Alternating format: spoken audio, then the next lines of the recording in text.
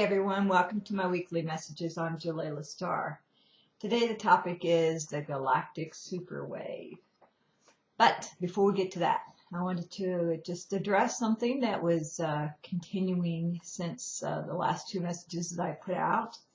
As many people know, my job is as a messenger, and sometimes you put out information, and if you don't clarify every little detail, people tend to filter it in ways that it wasn't originally intended. So with that said, I just want to clarify a couple of points. Number one, if you go back and you look at the messages I've done in the past, you know that what I said regarding 12/21, it was going to be just another day. And I continue to put that out, but people interpreted as it was going to be something different. And that was because of a video that I published 2 weeks ago from a gentleman who obviously did a lot of homework, who said that this galactic alignment was going to occur around the 23rd. So somehow people lumped that in with the 21st.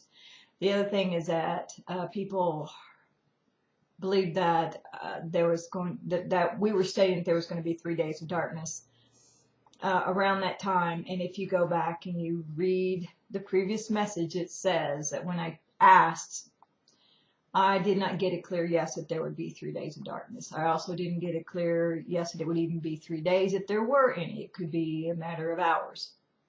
It could also be a pre-dawn or dusk if anything were to occur. And I also stated that the Nibiruans never talked about 3 days of darkness in all these years that I've been working with them. So if they don't talk about it, they don't consider it to be an option this time.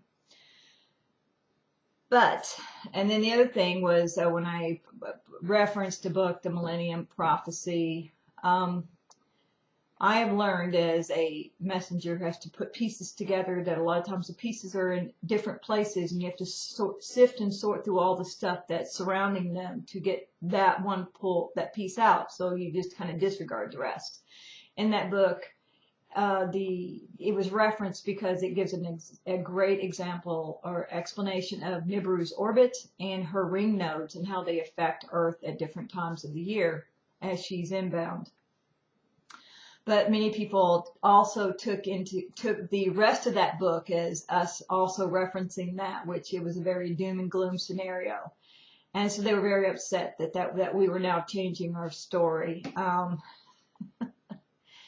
Okay, so the lesson for me is that when I reference a book, then I need to point out specifically what I want people to look at and not assume that they're going to, figure that out for themselves.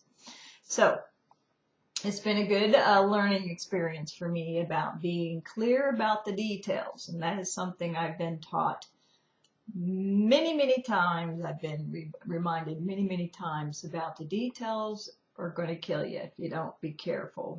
That's where you'll get in trouble is details. And that's one of the reasons they say slow down, because if you're going too fast, you don't manage all the details properly. And I was trying to fly through getting that message out. So painful reminder about details. Okay, so moving on to the Galactic Superwave. Mitch Backros of Earth Media News, Earth Changes Media, I think that's what it is, put out a really good article just recently about this Galactic Superwave, and it's that energy emanating out of the galactic core. Now, the Nibiruans have talked about that for years. And what I wanted to point out is that now it's coming mainstream because it was written up in Nature magazine just recently, and astronomers are saying it. So it's not a hidden thing. It's actually there. You just have to go and Google it, and you'll see it. And what's interesting is it's energy that they say is stronger than the energy of a sun or a dying sun or a supernova star, which is a dying sun. And to me, I'm thinking that this is that Christ consciousness that people keep talking about. It's the return that I felt for years that the return of Christ is not going to be a person. It's going to be an energy or consciousness. And it would take some very high vibrating pro-evolutionary energy to affect that kind of change. And we would have to be bathed in it for a period of time. And we are now into that field because it emanates out of the core and it spreads across the galactic plane for 50,000 years, light years out. And we are 30,000 years out from the core center of the galaxy. So we're definitely right in the middle of this stream of energy that's coming out. So I'm wondering if maybe that's what Christ consciousness is. And then you look at all the changes that are beginning to take place. They're under the surface still. They're quiet, but they're actually happening. And I'm going to report on that next week. I think you're going to be very, very excited about it. It's involving our financial system and this financial reset we've been talking about.